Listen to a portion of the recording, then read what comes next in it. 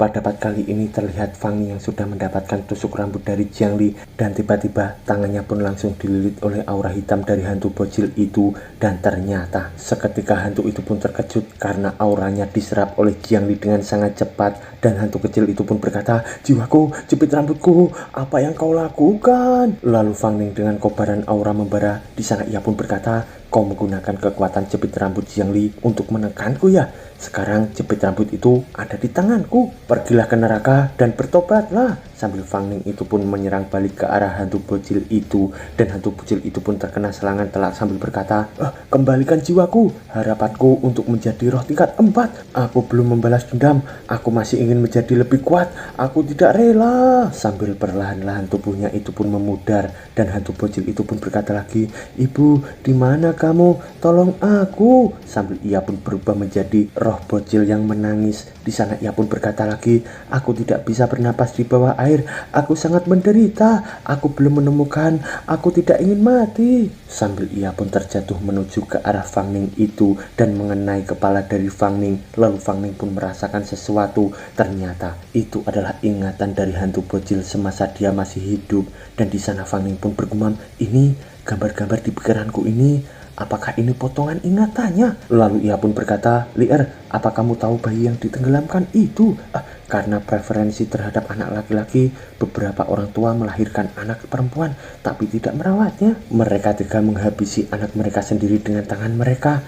Aku baru saja melihat sebagian dari ingatannya. Bayi baru lahir yang tidak lama kemudian dihabisi oleh ayah kandungnya sendiri dengan cara ditenggelamkan. Karena keinginan untuk hidup dan kebencian karena tidak bisa bertahan hidup, dia berubah menjadi roh. Dan orang-orang yang mati itu adalah proyeksi dari ayahnya melalui penyiksaan mereka, membuat mereka mati dengan cara yang sama seperti dia mati, dengan sesak napas. Itulah kenapa ia melampiaskan kemarahan dan ketidakpuasannya terhadap dunia. Lalu Fang Ning pun menatap ke arah Li'er itu yang menyerap aura. Di sana ia pun bertelepati, "Lalu bagaimana denganmu, Li'er? Apa obsesi yang membuatmu bertahan selama ribuan tahun, tetap tinggal di makam putri dan tidak mau pergi?" Tapi tiba-tiba terdapat seseorang yang membawa pisau di sana dan menyerang ke arah Fang Ning, dan Fang Ning pun dapat menangkap pisau itu sambil berkata, "Roh bayi yang kau andalkan sudah menghilang. Kau masih berani melawanku? Aku pikir kau sudah melarikan diri dalam kekacauan tadi." Ternyata itu adalah si Joko yang gemetar menyerang ke arah Fang Ning, dan tiba-tiba pisau itu pun langsung dipatahkan oleh Fang Ning hingga membuat si Joko itu pun terjatuh ketakutan. Lalu ia pun berkata, "Kau membunuhnya, aku hancur, aku hancur. Mereka akan menemukanku, aku pasti akan mati, aku pasti akan mati." Sambil ia pun makin stres ketakutan di sana. Lalu dengan cepat Fang Ning itu pun langsung mengangkat si Joko. Si Joko pun berkata, "Jangan habisi aku, kumohon, jangan habisi aku." Lalu Fang Ning pun berkata, "Aku tanya, jawablah, mengerti?" Dan si Joko itu pun langsung terdiam. Lalu Fang Ning pun melepaskannya sambil berkata, "Baiklah, aku tanya, bagaimana kau mengenal roh bayi ini?" Lalu si Joko pun bercerita sambil membayangkan, setengah tahun yang lalu aku pergi ke Chang Baido untuk mencari pekerjaan. Dia bilang ada pekerjaan besar untukku. Saat itu aku sedang kekurangan uang dan gaji pekerjaan itu sangat menggiurkan. Aku mengajak 2 teman lama untuk mengambil pekerjaan itu." Dan Fang Ning di sana pun berkata, "Apa? Chang Baido? Siapa dia?" Lalu si Joko pun menjawab, "Dia adalah pedagang informasi di bidang kami. Jaringannya luas. Sepertinya dia adalah perwakilan dari kekuatan yang besar. Dia tahu di mana ada barang yang bisa digali. Banyak pekerjaanku didapat melalui hubungannya. Pekerjaan itu kami harus pergi ke makam putri untuk menggali sesuatu. Tapi dia tidak mengatakan apa-apa, hanya memberiku sebuah guci kuno. Dia bilang guci itu hanya bisa dibuka di makam putri. Harus melalui guci ini untuk menemukan barang yang harus digali. Setelah kembali karena penasaran dengan isinya, aku membuka guci itu di hotel. Ternyata dari guci itu keluar roh bayi ini. Dia sangat menakutkan. Aku disiksa olehnya sepanjang malam. Bahkan dia masuk ke dalam tubuhku. Dan begitulah dia mengendalikan semua kesadaranku. Saat sadar kembali, aku dan 2 teman lamaku sudah berada di makam putri. Saat mencapai suatu tempat, entah kenapa dia melepaskan kendali atas diriku lalu masuk ke dalam tanah. Dan saat itu adalah kesempatan yang bagus untuk melepaskan diri darinya. Aku menceritakan semua kepada teman-temanku. Saat akan melepaskan diri, dia muncul dari tanah dengan membawa jepit rambut menempel padaku. Banyak bayangan hantu muncul dari berbagai arah di tanah, mulai menyerang kami. Aku tidak ingin mati, aku hanya bisa setuju untuk membantunya memburu mangsa. Dan dia baru membawaku keluar, sedangkan dua temanku diseret oleh bayangan hantu ke dalam hutan. Aku melihat kabar mereka di berita, mereka berdua ditangkap karena gangguan mental. Dia memaksaku untuk menghabisi mereka. Dia bilang jika aku bekerja sama, dia akan memberiku banyak kekayaan dan membantuku menghindari pengejaran polisi. Jika tidak membantunya memburu mangsa, dia akan menghabisiku. Aku hanya bekerja sama dengannya. Aku hanya ingin hidup. Dan aku masih harus mengumpulkan uang untuk anakku yang sakit parah. Anakku masih menungguku. Aku tidak mau mati. Sambil ia pun masih menangis ketakutan menceritakan kejadian itu. Lalu Fang Ning pun berkata, orang yang membawa roh bayi itu berburu adalah kau. Kau adalah kaki tangannya. Kamu bilang kamu tidak bisa mati, jadi orang-orang itu harus mati. Mereka juga punya anak, punya keluarga. Sekarang keluarga mereka lebih menderita daripada kamu. Sambil si Joko itu dengan cepat bersujud di hadapan Fang Ning, dan ia pun berkata, aku minta maaf, tolong maafkan aku, jangan habisi aku, juga jangan serahkan aku ke polisi. Waduh, mama maunya enak sendiri, gak mau bertanggung jawab.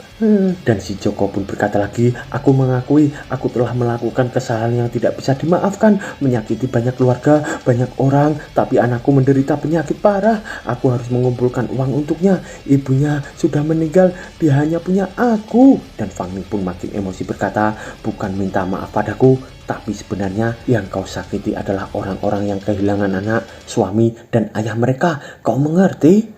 Dan pertanyaan terakhir, di mana Chang Baido? Bagaimana kalian berkomunikasi dengannya? Dan si Joko pun menjawab, Chang Baido sangat misterius dan tidak menentu. Sebagian besar tugasnya dipublikasikan secara online. Kami mengirim barang ke tempat yang ditentukan, dana melalui akun luar negeri. Jika dia perlu muncul, dia akan mencari kami. Kami tidak pernah tahu di mana dia. Lalu Fang Ning pun berkata, berikan ponselmu padaku. Dan si Joko pun berkata, apa? Ponselku? Dan Fang Ning pun menjawab, ya cepat berikan padaku. Namaku Fang Ning, ini kontakku. Jika Chang Baido muncul lagi, segera hubungi aku, mengerti? Sambil ia mengambil ponsel dari si Joko itu dan menuliskan kontaknya. Lalu ia pun segera mengembalikan ponsel itu kepada si Joko. Dan si Joko pun terbengung berkata, Kau akan melepaskanku? Tidak berniat melaporkanku ke polisi. Sambil ia pun menatap ke arah Fang Ning itu yang melambai-lambai ke arah Jiang Li. Dan Jiang Li pun langsung masuk ke dalam tubuh dari Fang Ning. Fang Ning pun berkata, tanpa bantuan roh bayi itu, kau akan segera tertangkap. Sebelum itu, jika kau ingin menyelamatkan anakmu, segera temukan. Untuk keluarga korban, roh bayi itu seharusnya memberimu lebih banyak sekedar uang untuk pengobatan, bukan? Dan si Joko pun langsung bersujud lagi sambil berkata, terima kasih, aku tahu apa yang harus aku lakukan. Dan Fang Ning pun meninggalkannya sambil berkata, jika penyakitnya sembuh, biarkan dia berjalan di jalan yang benar. Jangan biarkan dia mengikuti jalanmu yang lama. Sambil terlihat si Joko itu yang hanya terbengung menatap ke arah Fang Ning itu yang pergi. Dan kita diperlihatkan dengan cepat Fang Ning pun langsung menghilang dari hadapan si Joko. Dan si Joko pun berkata, Fang Ning, terima kasih. Setelah aku menyelesaikan apa yang harus kulakukan, aku akan menyerahkan diri. Dan beberapa saat kemudian kita diperlihatkan Fang Ning yang berjalan sendiri di sana. Lalu ia pun berkata, Lier, menurutmu apa caraku benar? Meskipun dia punya alasan, tapi dia telah menyakiti begitu banyak orang kan? Aku tidak ingin anaknya sepertiku. Sambil ia pun membayangkan di masa kecilnya sedang menangis menatap foto dari almarhum orang tuanya itu. Dan tiba-tiba Jiang Li di sana pun keluar sambil berkata, suamiku, karena sudah diputuskan, jangan dipikirkan lagi. Suamiku dalam waktu singkat sudah menjadi begitu kuat, bahkan jiwa yang kuat pun dikalahkan. Dan dengan hati-hati membantu Lier ini menemukan kembali jepit rambut, suamiku melakukannya dengan sangat baik. Sambil Jiang Li itu pun merangkul Fang Ning itu dengan erat. Tapi dengan cepat Fang Ning pun menjaga jarak dengan Jiang Li sambil berkata, aku tahu, aku tidak akan ragu lagi. Ngomong-ngomong, kehilangan jepit rambutmu bukanlah kebetulan kan? Di balik roh itu ada orang lain. Apakah kamu ingat orang yang bernama Chang Baido? Sambil terlihat Jiang Li itu yang berpikir keras di sana dan ia pun berkata, tidak ingat suamiku, tidak ingat. Lalu Fang Ning pun berkata, lalu kenapa kau berpikir begitu lama? Dan Jiang Li pun emosi berkata, aku tidak ingat apa-apa karena suamiku yang bertanya, jadi aku harus berpikir keras kan. Pemulihan kekuatan dan ingatanku mungkin masih membutuhkan waktu. Dan Fang Ning pun berkata lagi, baiklah, suamimu ini mengaku salah, mari kita pulang dulu. Dan Jiang Li di sana pun senang, lalu ia pun berkata, pulang, kita akan pulang. Lalu Fang Ning pun bergumam, berpikir terlalu banyak juga tidak ada gunanya. Siapapun yang ada di balik ini, kita menemukan kembali jepit rambut itu, berarti kita telah merusak rencana mereka. Oh ya Lier, sambil ia pun tiba-tiba berhenti di sana hingga membuat Jiang Li pun langsung menabrak punggungnya. Lalu Jiang Li pun kesakitan sambil berkata, suamiku, kenapa kau tiba-tiba berhenti? Ternyata Fang Ning pun memberikan jepit rambut itu pada Jiang Li sambil berkata, ini jepit rambutmu Lier. Dan Jiang Li pun langsung menerimanya dan ia pun berkata, suamiku, tolong pakaikan untukku. Dan Fang Ning pun berkata, apa? Benar-benar tidak bisa sendiri ya? Sambil ia membantu Jiang Li untuk menata rambutnya dengan jepit rambut itu. Dan kita diperlihatkan Jiang Li di sana yang menatap tajam ke arah Fang Ning. Ternyata ia pun membayangkan Fang Ning adalah pangeran dan Fang Ning pun berkata, Lier, jepit rambut ini aku sengaja mengambilnya kembali untukmu. Dan di sana kita diperlihatkan seakan-akan mereka berdua adalah dua pasangan yang serasi. Lalu Jiang Li pun berkata, terima kasih suamiku. Dan Fang Ning pun berkata,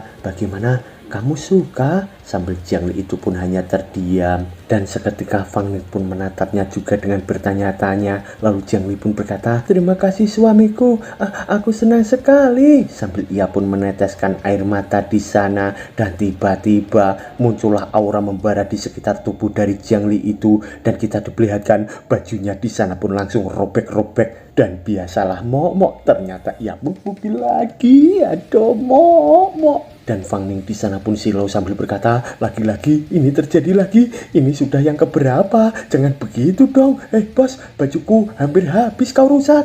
Dan ternyata Jiang Li di sana pun menggunakan gaun merah lagi dan kita diperlihatkan kakinya juga yang memakai gelang kaki. Ternyata ia pun menggunakan gaun berbeda dari kemarin dan kita diperlihatkan juga aura yang terpancar dari dahi si Jiang Li itu yang langsung masuk ke arah dahi dari Fang Ning itu. Di sana Fang Ning pun merasakan aura yang sangat membara dan ia pun bergumam, besar sekali energi spiritual ini, rasanya lebih banyak dari total energi yang pernah ada dalam tubuhku sebelumnya. Dan Fang Ning pun langsung memejamkan mata dan keluarlah aura membara. Di sana ia pun berteriak, wah, ini bagus sekali. Dan ternyata aura dari Fang Ning itu pun dilihat oleh beberapa orang yang menatap ke arah aura itu. Dan salah satu gadis di sana pun berkata, energi spiritual di sana sangat kuat. Dan temannya pun berkata juga, melihat fluktuasinya sangat asing, bukan dari orang kita.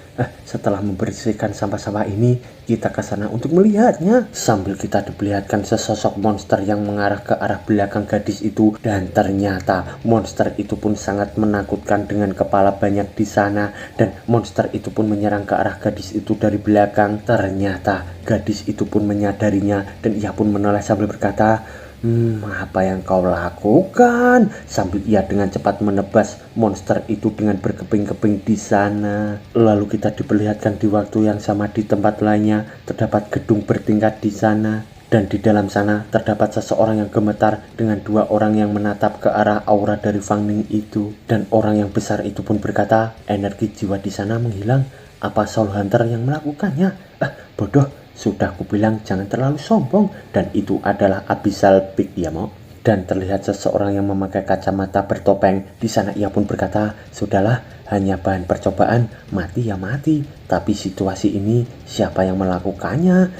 Tetap harus diselidiki. Kalau dokter bertanya, aku juga tidak bisa jawab. Dan itu adalah Zhang Baido. Di sana ia pun berkata lagi, ayo pergi. Yang di belakang itu sudah tidak bisa ditanya lagi. Selesaikan saja. Sambil kita diperlihatkan Abyssal Peak itu yang mengarahkan tangannya ke arah orang yang gemetar itu. Di sana ia pun berkata, baik bos. Sambil terlihat orang itu yang langsung melayang di udara. Di sana orang itu pun ketakutan berkata, jangan habisi aku. Kumohon, aku sudah mengatakan semuanya. Kalian bilang akan melepaskanku kan? Dan Abyssal Peak pun berkata, itu bohong. sambil ia pun langsung menghabisi orang itu di tempat. Dan orang itu pun terjatuh meninggal di sana. Dan kita diperlihatkan di waktu yang sama di tempat lainnya terdapat puntung rokok yang dibuang. Ternyata itu adalah petugas yang menatap ke arah aura dari Fang Ning itu.